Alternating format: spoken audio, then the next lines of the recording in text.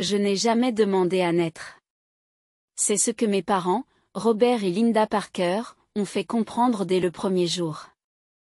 Je suis Cindy, le deuxième enfant non désiré, la pensée après coup, le fardeau. Ma sœur Melissa, c'est l'enfant en or, celle qu'ils avaient prévu point grandir chez les Parker, c'est comme vivre dans deux mondes différents.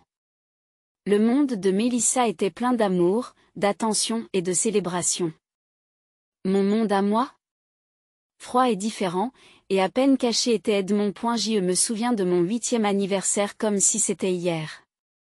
Je me suis réveillée excitée, espérant que cette année serait différente. Peut-être qu'il s'en souviendrait.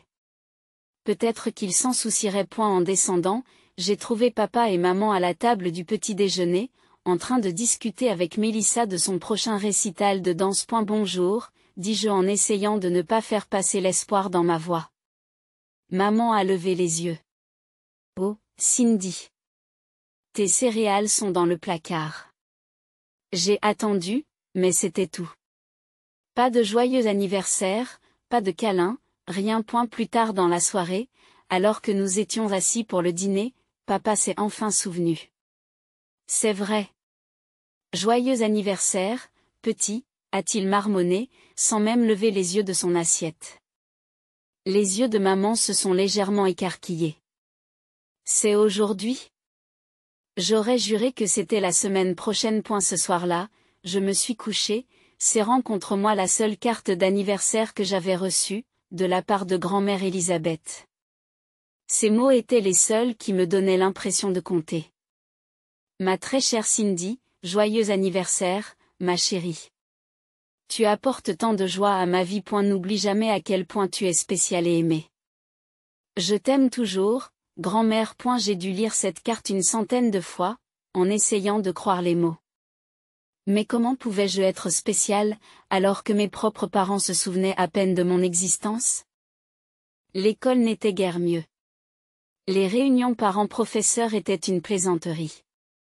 Je regardais les parents des autres enfants arriver, fiers et intéressés. Les miens?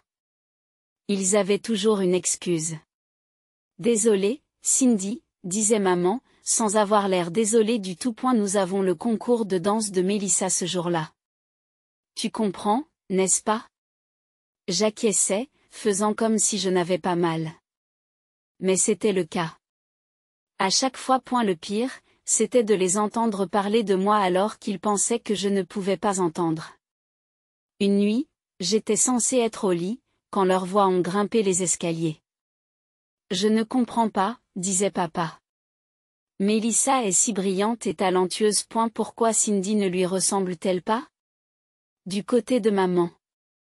Je sais. C'est comme si elle n'essayait même pas. Tu te souviens que Melissa lisait à 4 ans? Cindy savait à peine lasser ses chaussures à cet âge. Leurs paroles m'ont profondément marqué, chacune me rappelant que je ne serais jamais assez bien, que je ne serais jamais désirée. En grandissant, le fossé émotionnel qui nous séparait n'a fait que s'élargir. Je suis devenue plus silencieuse, renfermée. À quoi bon essayer puisque rien de ce que je faisais ne serait jamais à la hauteur? Mais il y avait une personne qui me voyait vraiment. Grand-mère Elisabeth. Chaque fois que je me rendais dans sa petite maison, c'était comme si j'entrais dans un autre monde. Un monde où j'étais aimée, où mes opinions comptaient, où je pouvais être moi-même. À 12 ans, j'ai finalement atteint mon point de rupture. L'atmosphère toxique qui régnait à la maison était devenue insupportable et je savais que je devais changer, sous peine de me perdre complètement. Les larmes aux yeux, je me suis approchée de ma grand-mère. Grand-mère, m'étouffai-je, ma voix dépassant à peine un murmure. Est-ce que je peux venir vivre avec toi à la place? J'ai retenu mon souffle. Terrifiée à l'idée qu'elle puisse dire non. Mais la réponse d'Elisabeth a été immédiate et chaleureuse. Oh, ma chérie, dit-elle en me serrant fort dans ses bras, tu auras toujours une maison chez moi. Et un jour, tout ce que j'ai sera à toi. J'ai fondu dans son étreinte, me sentant vraiment en sécurité pour la première fois depuis des années. Je ne me souciais pas d'hériter de quoi que ce soit, tout ce que je voulais, c'était me sentir aimé et accepté. Lorsque mes parents ont entendu parler de cet arrangement, leur réaction a été exactement celle à laquelle je m'attendais. Ils ont ri. Et la place de maman? C'est moqué papa. Cette vieille maison minuscule? Et elle travaille à la bibliothèque pour des clopinettes. Qu'est-ce qu'elle peut bien t'offrir, Cindy? Maman se contente de hausser les épaules, un air de soulagement se dessinant sur son visage. Eh bien, si c'est ce que tu veux, cela rendra certainement les choses plus faciles ici. Leur rejet désinvolte m'a fait mal, mais il m'a aussi confirmé que je faisais le bon choix. Ils ne voyaient aucune valeur dans ce que grand-mère pouvait m'offrir, mais ils étaient plus qu'heureux d'être déchargés de leurs responsabilités parentales. Et la vie avec Elisabeth n'était pas facile. L'argent était rare et nous avions souvent du mal à joindre les deux bouts. Grand-mère travaillait de longues heures à la bibliothèque et j'ai commencé à faire des petits boulots pour l'aider. Mais tout cela n'avait pas d'importance car, pour la première fois, je me sentais vraiment aimée et acceptée. Grand-mère ne manquait jamais un événement scolaire. Elle s'asseyait devant et au centre de chaque présentation, de chaque cérémonie de remise des prix, rayonnante de fierté. Mes œuvres d'art recouvraient son réfrigérateur et elle vantait les mérites de sa brillante petite fille à qui voulait bien l'entendre. Sous les soins de grand-mère. J'ai commencé à m'épanouir. La fille tranquille et renfermée que j'étais a commencé à disparaître. Je me suis fait des amis, je me suis inscrite à des clubs et mes notes se sont améliorées de façon spectaculaire. C'est incroyable ce qu'un peu d'encouragement et de soutien peut faire. Oui, nous avions peut-être des difficultés financières. Certains soirs, je surprenais grand-mère à sauter le dîner, sous prétexte qu'elle n'avait pas faim, pour que je puisse avoir une assiette bien remplie. Mais même dans ces moments difficiles, la chaleur et l'affection qui régnaient dans notre petite maison compensaient tout manque matériel. Tout a changé par une fraîche après-midi d'automne, lorsque grand-mère est rentrée à la maison avec une expression que je n'avais jamais vue auparavant, un mélange déroutant de joie et de tristesse, de rire et de larmes. « Cindy, ma chérie, dit-elle d'une voix chevrotante, il faut que nous parlions. C'est à propos de ma sœur, Margaret. Elle est décédée de façon inattendue. Je me souvenais vaguement avoir entendu parler de tante Margaret, une riche femme d'affaires qui s'était éloignée de la famille pendant des années. Je suis vraiment désolée, grand-mère, dis-je en lui tendant la main. Elle l'a serrée, puis a continué, il y a plus, Cindy. Margaret, elle m'a tout laissé. Toute sa fortune. Nous sommes millionnaires maintenant, ma chérie. Des multimillionnaires. Et la nouvelle de la fortune de grand-mère s'étant répandue, mes parents n'ont pas tardé à venir frapper à la porte. Un soir, on a timidement frappé à notre porte. Lorsque grand-mère l'a ouverte, Robert et Linda étaient là, tout sourire et les yeux pleins de larmes. Elisabeth, Cindy, dit maman, la voix étranglée par une émotion que je n'avais jamais entendue auparavant. Nous avons fait une terrible erreur. Papa a hoché la tête. L'air plus humble que je ne l'avais jamais vu. Nous avons été d'affreux parents. Vraiment horrible. Mais nous nous sommes rendus compte de nos erreurs et nous voulons rectifier le tir. Je suis resté figé, incapable de comprendre ce que j'entendais. Ces gens, qui m'avaient ignoré et rabaissé pendant des années, me suppliaient maintenant de leur donner une seconde chance. S'il te plaît, Cindy, m'a supplié ma mère en me tendant la main. Reviens à la maison, laisse-nous être la famille que nous aurions dû être depuis le début. J'ai regardé grand-mère, confuse et troublée. Elle m'a fait un petit sourire. C'est ta décision, ma chérie. Quel que soit ton choix, je te soutiendrai. Après des jours d'angoisse, j'ai décidé de leur donner une autre chance. Avec la bénédiction de grand-mère, j'ai fait mes bagages et je suis retournée à la maison Parker. Au début, j'ai eu l'impression de réaliser un rêve. Maman et papa étaient attentifs, aimant même. Ils assistaient à toutes les activités scolaires, m'encourageant plus fort que les autres. Ils m'achetaient des cadeaux, pas des cadeaux coûteux, mais des cadeaux attentionnés qui montraient qu'ils faisaient enfin attention à qui j'étais. Les soirées jeux en famille sont devenues régulières. Je me souviens de la première fois où papa m'a ébouriffé les cheveux après que j'ai gagné au Monopoly, en disant « C'est ma fille ». La chaleur qui s'est répandue en moi était indescriptible. Le plus grand choc s'est produit à l'heure du coucher. Maman a commencé à me border tous les soirs, comme je l'avais toujours voulu en tant que petite fille.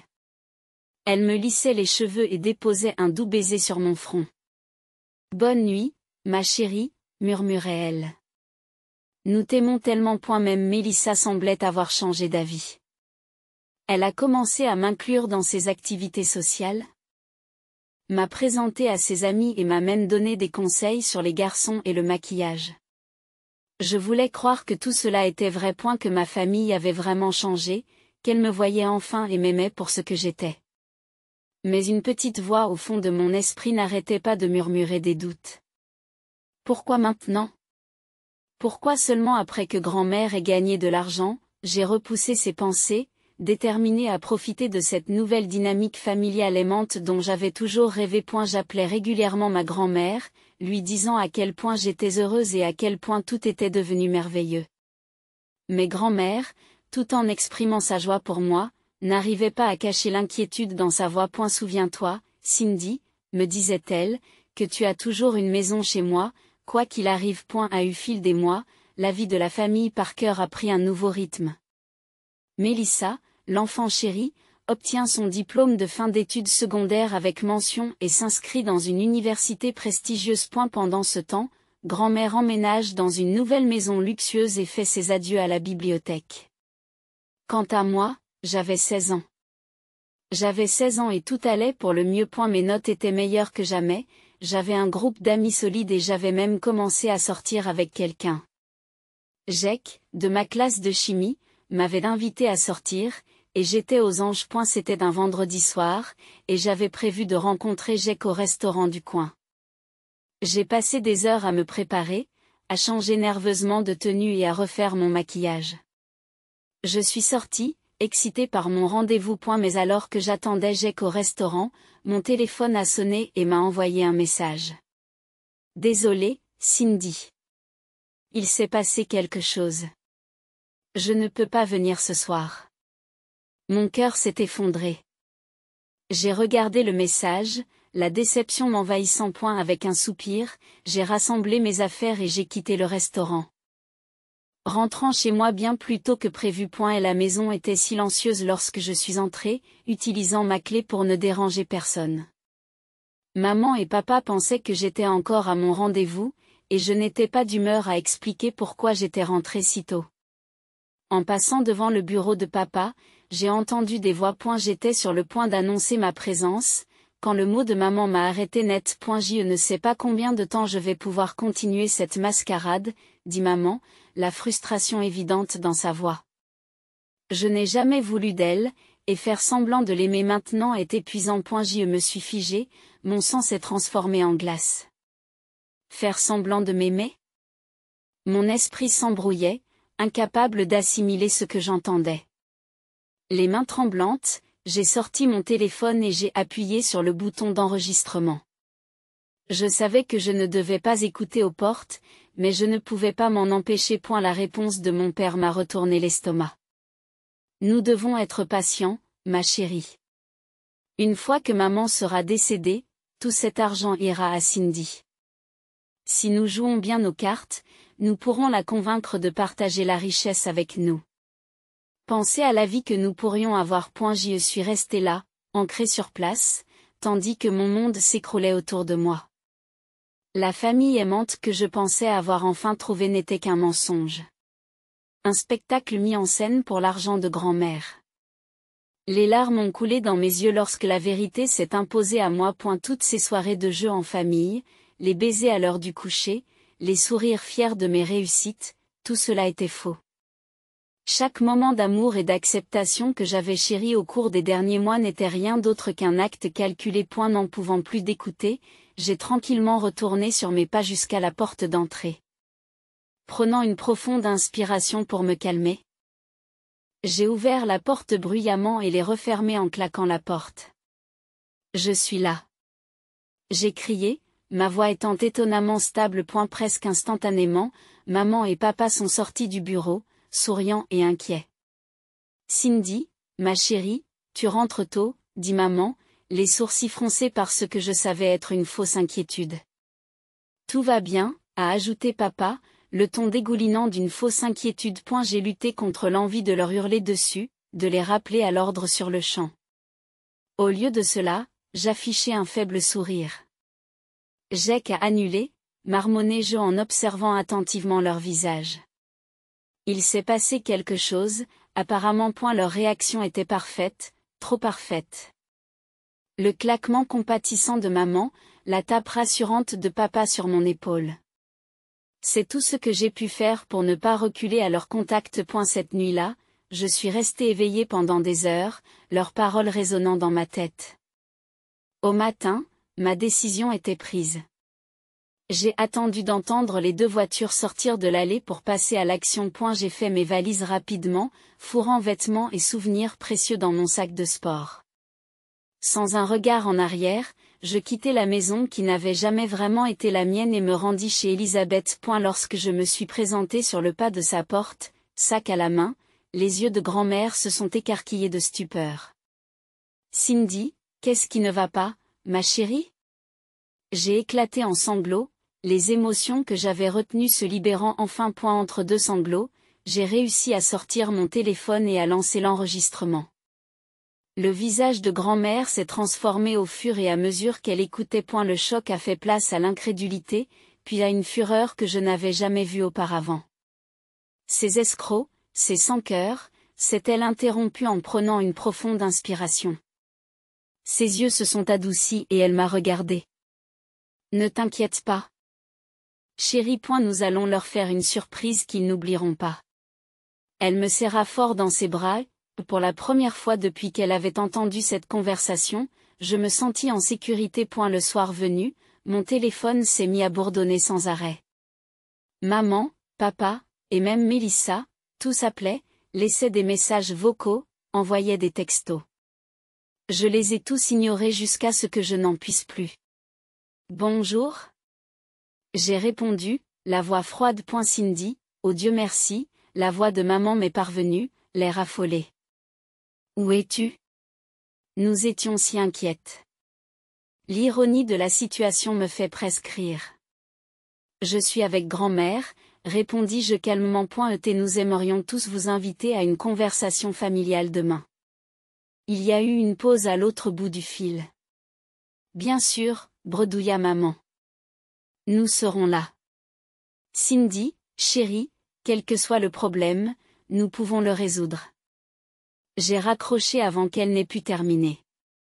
Réparés, ils n'avaient aucune idée de ce qui les attendait. Le lendemain soir, l'air était chargé de tension. Lorsque l'on sonna à la porte, grand-mère me serra la main d'une manière rassurante avant d'aller répondre. Mes parents sont entrés dans le manoir, le visage empreint d'inquiétude et d'affection. La facilité avec laquelle ils pouvaient jouer la comédie m'a retourné l'estomac. Cindy, ma chérie, commença maman en me tendant la main. J'ai reculé d'un pas et la confusion s'est affichée sur son visage. Et la voix de grand-mère est froide et elle fait un geste vers la salle à manger.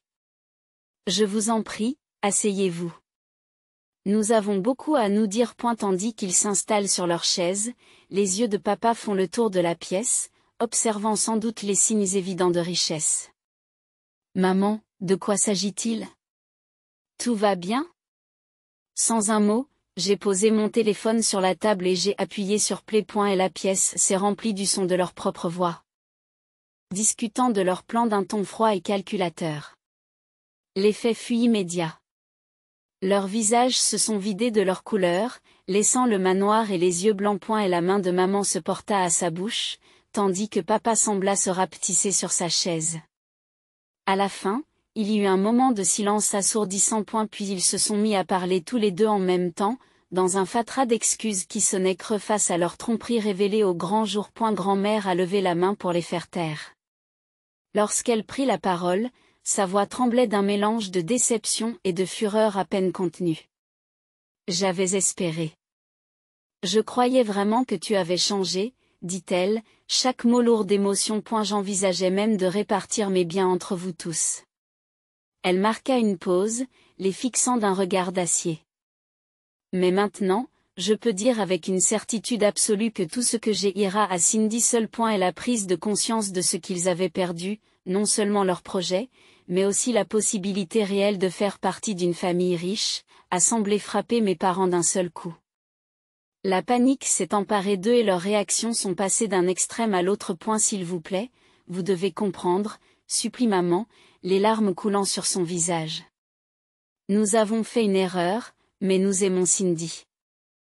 Nous pouvons arranger les choses. Mais lorsque leurs supplications tombent dans l'oreille d'un sourd, leur ton change rapidement. Le visage du père se déforme sous l'effet de la colère. Vous ne pouvez pas faire ça. Nous sommes ses parents. Nous avons des droits. Will, nous ferons en sorte que tu ne la revoies plus jamais, Elisabeth. Leurs menaces m'ont submergée, mais je me suis sentie étrangement calme. Pour la première fois de ma vie, je savais exactement à quoi m'en tenir et ce que je devais faire. Je demande mon émancipation, annonçai-je. D'une voix ferme et claire. Grand-mère sera ma tutrice légale. Vous n'avez plus aucun pouvoir sur moi. Le choc sur leur visage aurait été presque comique si la situation n'était pas aussi douloureuse.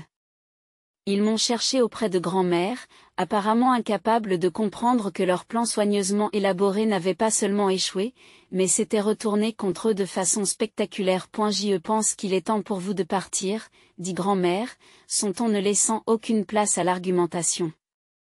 Elle se leva et fit un geste en direction de la porte. Lorsque la porte s'est refermée derrière elle, j'ai laissé échapper un souffle que je n'avais pas réalisé avoir retenu. Grand-mère m'a enveloppée d'une étreinte chaleureuse, et j'ai senti la tension des derniers jours commencer à disparaître. Les semaines qui ont suivi la confrontation avec mes parents ont été un tourbillon de réunions juridiques et de comparutions au tribunal. Grand-mère avait engagé une équipe d'avocats de haut niveau pour nous aider à naviguer dans le processus complexe de l'émancipation et du transfert de la tutelle. J'avais naïvement pensé qu'après avoir été démasqués, mes parents feraient marche arrière. Je ne pouvais pas me tromper davantage.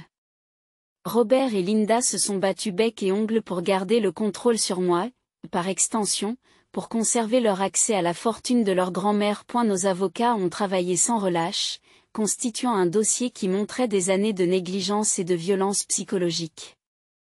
L'enregistrement de la conversation de mes parents était une preuve accablante, mais ce n'était pas la seule arme de notre arsenal. Des enseignants de mes anciennes écoles se sont manifestés, racontant comment mes parents avaient constamment manqué les conférences parents-professeurs et les événements scolaires. Madame Johnson, mon enseignante de CE2, a témoigné de la fois où j'avais gagné le concours d'orthographe et où aucun de mes parents ne s'était présenté pour me voir recevoir mon prix. Les voisins ont parlé de la différence flagrante de traitement entre Mélissa et moi. M.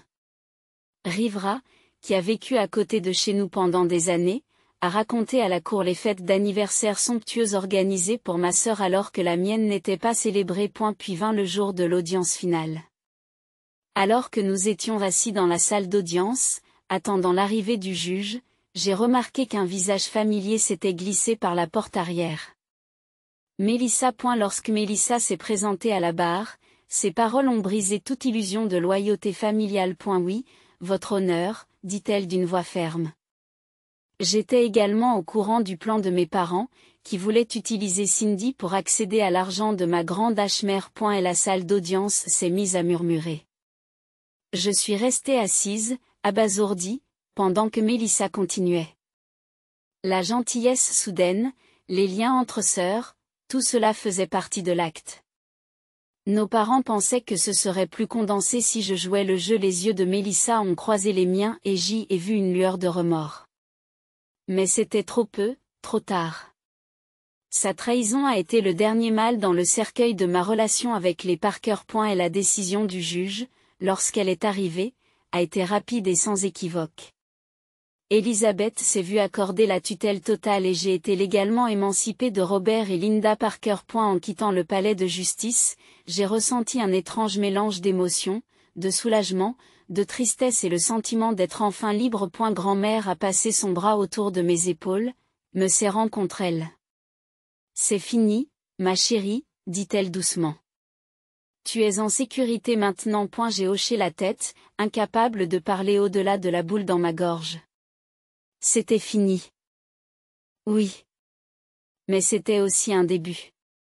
Une chance de construire une vie sans manipulation ni amour conditionnel. Alors que nous rentrions chez nous, je regardais par la fenêtre les rues familières de mon enfance. Je laissais derrière moi la famille dans laquelle j'étais né, mais je me dirigeais vers quelque chose de bien plus précieux, un avenir construit sur l'amour authentique, le respect et l'acceptation. Lorsque la poussière des batailles juridiques et des bouleversements émotionnels est retombée, je me suis retrouvée au seuil d'une nouvelle vie. Le manoir que je partageais désormais avec ma grand-mère était plus qu'une simple maison, c'était un sanctuaire où je pouvais enfin respirer, grandir et guérir. Et la sécurité et l'amour dont j'avais toujours rêvé étant désormais une constante dans ma vie, je me lançais dans mes études avec une vigueur renouvelée.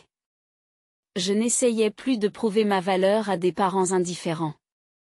Au contraire, je me construisais un avenir selon mes propres termes. Grand-mère Elisabeth, fidèle à sa parole, s'est efforcée de m'offrir toutes les opportunités possibles. Mais plus que le confort matériel ou les tuteurs coûteux, c'est son soutien et son amour indéfectible qui ont fait toute la différence. Tu peux être tout ce que tu veux, Cindy, me disait-elle, les yeux brillants de fierté. Le monde t'appartient.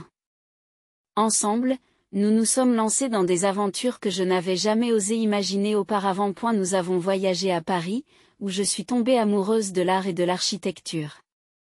Nous avons fait un safari en Afrique, où je me suis découvert une passion pour la photographie animalière. Chaque voyage, chaque nouvelle expérience, m'a permis de découvrir des facettes de moi-même que je ne soupçonnais pas.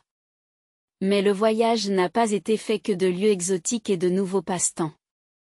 Le travail le plus difficile s'est déroulé dans le bureau tranquille du Dr Larson, mon thérapeute. 2 fois par semaine. Je m'asseyais sur son confortable canapé, déballant lentement des années de traumatisme émotionnel. C'est normal d'être en colère, me disait-elle gentiment.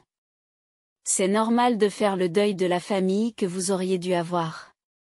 Peu à peu, j'ai réappris à faire confiance, non seulement aux autres, mais aussi à moi-même. J'ai commencé à voir ma propre valeur, à comprendre que je méritais l'amour et le respect, simplement parce que j'étais qui j'étais. À l'approche de la remise de mon diplôme de fin d'études secondaires, j'ai réfléchi au parcours tumultueux qui m'avait amené jusqu'ici. La famille dans laquelle j'étais née avait disparu de ma vie, pas de carte, pas d'appel, pas de contact. Maman, papa, Mélissa n'étaient plus que les personnages d'un chapitre douloureux de mon passé. Mais en les perdant, j'avais gagné quelque chose de bien plus précieux. Le respect de soi. Une force intérieure. Était l'amour inconditionnel d'une grand-mère qui était devenue pour moi un parent plus important que ne l'avaient jamais été mes parents biologiques. Et la nuit précédant la remise des diplômes, grand-mère et moi étions assises sur la terrasse, regardant le coucher de soleil peindre le ciel dans de brillantes nuances d'orange et de rose. Je suis si fière de toi, Cindy, m'a dit grand-mère en me serrant la main. Tu as surmonté tant de choses, et regarde-toi maintenant. Tu es plus forte et plus belle que jamais. J'ai senti les larmes me monter aux yeux, mais pour une fois, c'étaient des larmes de joie. Je n'aurais pas pu le faire sans toi, grand-mère. Tu m'as sauvée. Elle a secoué la tête en souriant. Non, ma chérie. Tu t'es sauvée toi-même. Je t'ai juste donné un endroit sûr pour le faire. Le lendemain, alors que je me tenais sur l'estrade pour recevoir mon diplôme au son des acclamations enthousiastes de ma grand-mère, j'ai senti un sentiment de paix m'envahir. La douleur de mon passé ne me définissait plus. A eu lieu de cela. J'étais remplie d'enthousiasme pour l'avenir radieux qui m'attendait. J'avais peut-être perdu la famille dans laquelle j'étais née, mais j'avais gagné quelque chose de bien plus précieux, la liberté de devenir la personne que j'avais toujours voulu être. Et tandis que je regardais la mer de visage, mes yeux fixés sur ceux de grand-mère, je savais que, quelle que soit la suite des événements, je ne serais pas seule à l'affronter.